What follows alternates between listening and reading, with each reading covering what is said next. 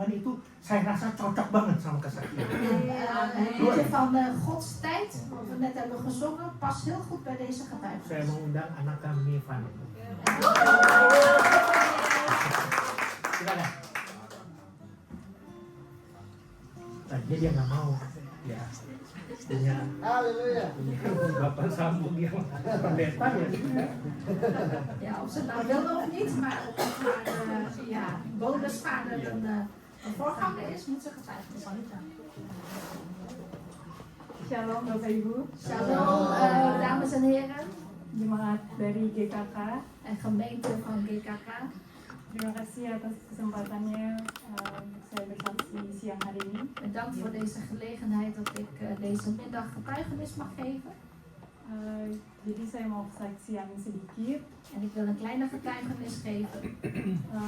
Kurang lebih beberapa bulan lalu, mungkin sekitar 4-5 bulan lalu, Ongeveer 4 of 5 maanden geleden. Tuhan izinkan pergumulan yang cukup hebat di hidup saya. Heeft de Heer toegestaan dat ik best wel een heftige strijd heb mogen ervaren.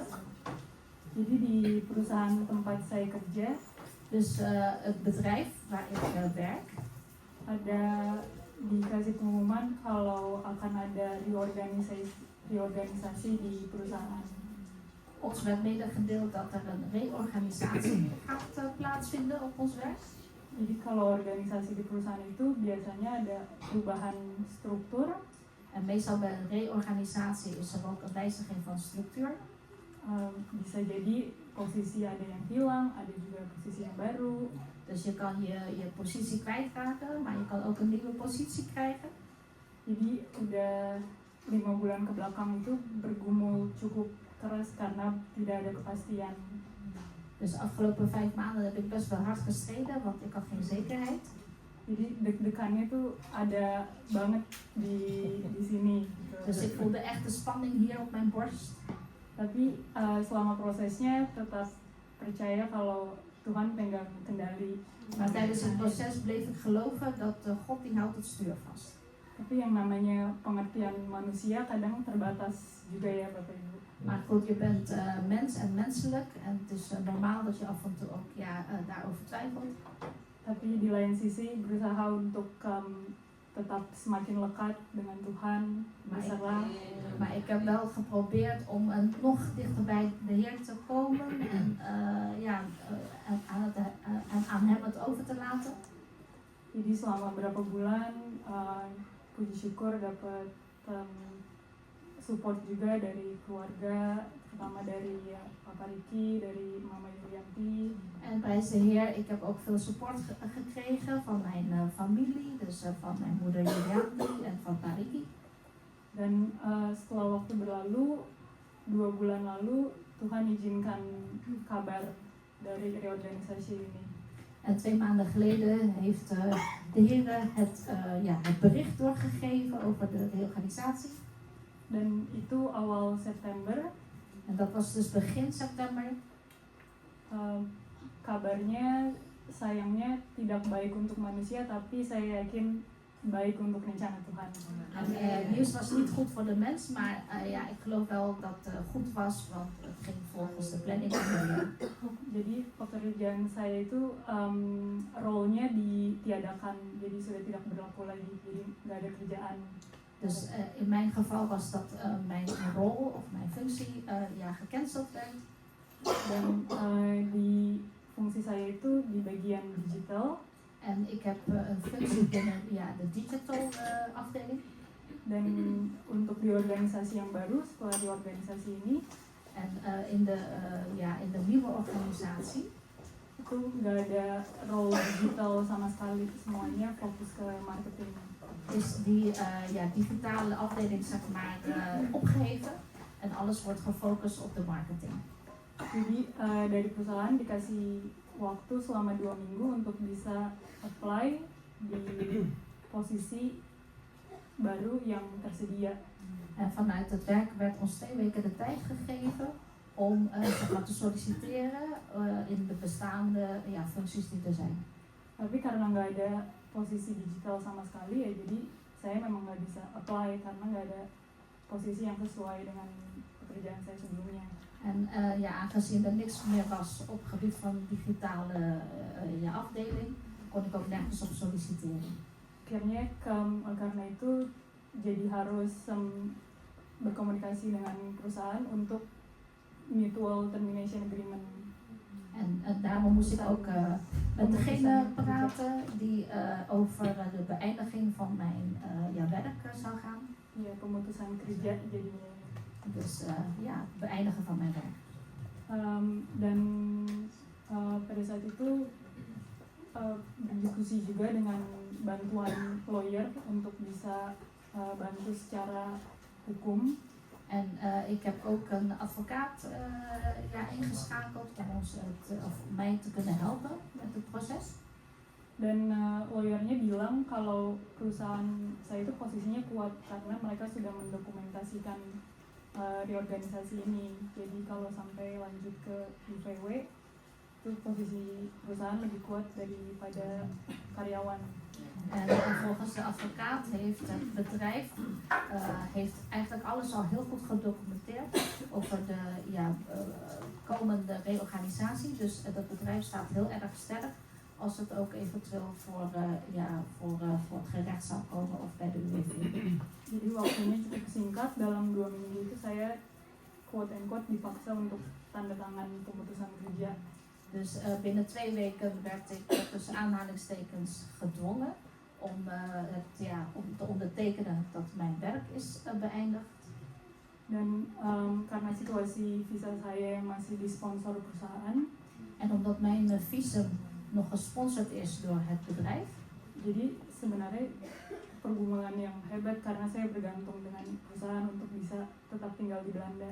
Dus mijn strijd was daardoor nog heftiger, want ik ben afhankelijk van het bedrijf waar ook die visum vandaan komt. Tapi dalam waktu singkat harus berdiskusi, negosiasi dengan perusahaan. En binnen korte tijd moest ik gaan onderhandelen en discussiëren met het bedrijf. Jadi akhirnya negosiasi dapat perpanjangan kontrak sampai akhir tahun. Jadi istilahnya itu garden leave. Jadi selama 3 bulan nggak melakukan pekerjaan tapi masih dalam sistem untuk bantu visanya. En uiteindelijk kwam ik tot het einde van dit jaar. Weliswaar heb ik geen werken meer, maar ze hebben nog wel gezegd dat zij nog een employee is van het bedrijf, waardoor ze nog kan blijven. Kalau untuk Bapak Ibu yang belum tahu, jadi sistemnya itu kalau setelah pemutusan kontrak kerja di 31 Desember itu ada waktu tambah 3 bulan untuk cari sponsor baru. En als je contract eindigt op 31 december, dan heb je nog 3 maanden de tijd om een nieuw bedrijf te zoeken. Kalau beberapa orang mungkin bilang, oh itu masih akhir Maret, masih panjang waktunya. En sommige mensen denken, oh dan heb je tot eind maart nog de tijd, dat is nog best wel lang. Tapi yang namanya manusia tetap ada ketakutan, apalagi waktu berjalan cepat ya Bapak Ibu, jadi tanpa berasa pun mungkin nanti tiba-tiba udah tahun depan, awal tahun. Maar goed, menselijk gezien denk je van het lijkt me lang, maar de tijd gaat heel snel en ineens is het zover. Jadi perasaan ketidakpastian itu berasa banget beberapa bulan lalu. Dus die onzekerheid heb ik echt heel sterk gevoeld de afgelopen maanden. Dan puji syukur selama prosesnya ada support dari pasangan juga, dari Tom. En dankzij ook de support van mijn partner Tom. Dia yang tahu juga perkembangan detailnya demi hari. En hij weet ook precies tot in de details de ontwikkeling per dag. Bantu support dan selalu kasih afirmasi positif. En hij heeft mij dus ook echt gesteund en altijd positieve feedback gegeven. Dan akhirnya tanda tangan pemutusan kerja udah official. En ik heb uiteindelijk officieel ondertekend dat mijn werk is beëindigd. Dan selama prosesnya itu bergumul. En tijdens het proces, tijdens die strijd, berusaha en ook geprobeerd. Dan terakhir tetap berserah sama Tuhan. En tenslotte altijd maar overgeven aan de Heer. Waktu lagi coba lihat situasinya. En toen ik dus ging kijken naar de situatie, saya percaya Tuhan lagi mau proses saya. Heb ik ook gezien dat de Heer wil mij in een bepaald proces brengen. Kalau Tuhan bilang Fanny percaya sama prosesnya Tuhan. Alsof God zei, Fanny, geloof in het proces van de Heer. Tapi saya sebagai manusia ngerasanya Bapak Ibu kalau bisa bandingin dengan mesin cuci, kita di dalam mesin cuci itu diputer rasanya. Maar menselijk gezien, het is alsof je in de wasmachine bent. Alsof je altijd maar door blijft draaien in die wasmachine. Jadi sebulan belakangan tetap apply pekerjaan, banyak listnya sampai ratusan apply. Dus ik heb afgelopen maand heel veel gesolliciteerd, echt heel veel sollicitatiebrieven de deur uitgestuurd. Sampai bikin dokumentasi Excel file, semuanya detail bagaimana prosesnya, apakah udah dapat rejection apa belum, dan itu rata-rata rejection semua, banyak merahnya. En tot in de details, zelfs in een spreadsheet gemaakt. Wat is de status? Ben ik afgewezen? En helaas heel veel rood, heel veel afgewezen. Sampai 2 minggu lalu itu benar-benar bergumul sama Tuhan. En 2 weken geleden heb ik echt gestreden met de Heer. Itu lagi apply dan saya kalau lagi sambil kerja dan lagi nggak ada meeting, itu saya suka background musiknya tuh worship song. En ik heb dus terwijl ik aan het solliciteren was en dan heb ik ook op de achtergrond worship liederen. Itu waktu lagi sambil apply itu kayak ada jamahan Tuhan. En ik voelde ook de aanraking van de Heer tijdens het maken van die sollicitatiebrieven. Jadi waktu itu berlutut sama Tuhan. En ik ben toen op mijn knieën gegaan bij de Heer. Dan waktu itu liriknya dari lagu ini. Saya sih nggak jago nyanyi, tapi kalau maklum ya. Liriknya Tuhan mengerti bahasa. En een van de liedjes die zij toen hoorde was dat liedje. Tetesan air mata. Dus dat liedje hoorde zij op de achtergrond. Dan waktu dengar itu ya tetesan air mata itu nggak berhenti. En toen ik dat liedje hoorde, het ging ook over de Heer ziet ook tranen en ik bleef ook maar huilen. Jadi pada saat itu terus berserah, berdoa. Dus op dat moment heb ik mij echt overgegeven en ging ik bidden. Percaya kalau Tuhan tetap pegang kendali, biarpun dalam pengertian manusia itu. En ik bleef ook geloven dat de Heer het stuur blijft vasthouden, ondanks dat ik menselijk gezien het moeilijk vond. Lalu baru minggu lalu akhir Oktober di hari Jumat. En vorige week op de vrijdag ergens in oktober. Karena masih dalam periode garden leave, jadi saya masih ada akses ke laptop perusahaan. En omdat ik dan nog employee ben van het bedrijf, ondanks dat ik niet meer werk, heb ik toch nog toegang tot de laptop van het werk.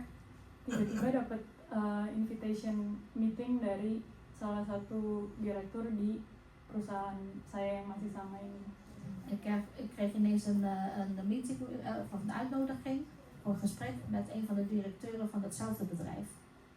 Di meeting itu hanya one-on-one, jadi hanya saya dan direktur tersebut. En in die vergadering was het 1-op-1, dus alleen tussen de directeur en haar. Kira hari Jumat lalu siang hari. En afgelopen vrijdag, de middag, saya join di meeting tersebut, hanya saya dan direktur tersebut. Dus heb ik alleen dus die meeting met die directeur gehouden. Dan di situ di conversation yang singkat dia sebelumnya juga menyampaikan simpati apa yang terjadi untuk keputusan yang sebelumnya. En in het begin zei hij van mijn medeleven, zeg maar, om wat er gebeurd is. Dan dalam waktu singkat dia ingin menawarkan saya pekerjaan di timnya dia. En hij heeft dus aangeboden om in zijn team wilde werken. Itu benar-benar di luar perkiraan saya dan pengertian jangkauan manusia, karena itu sudah memang harusnya keputusan kerja dan keluar dari perusahaan, tapi ternyata Tuhan semudah itu membalikannya. Amen. Dus het was buiten mijn gedachten, was ja, eigenlijk niet eraan kunnen denken dat je bent al ontslagen uit dat bedrijf. Maar God heeft het toch zo veranderd dat je toch weer aangenomen wordt. Dan di situ bahkan saya nggak perlu interview, nggak ada proses apapun, dia langsung I would like to offer you a position in my team. En ik hoefde nog ineens een sollicitatiegesprek aan te gaan, maar hij zei direct van ik bied je aan om te werken binnen mijn team. Jadi dari proses berapa bulan ini yang saya ingin sampaikan, Dus vanuit het proces van de afgelopen maanden wil ik eigenlijk doorgeven. ada momen-momen di dalam kehidupan pada saat kita terdiam, menghadapi ketidakpastian, ketidaknyamanan. Dus er zijn momenten waarop wij het niet zo comfortabel hebben en het hard hebben. Tapi saya belajar bahwa masa-masa itu bukan hukuman Tuhan, melainkan masa persiapan yang Tuhan izinkan terjadi.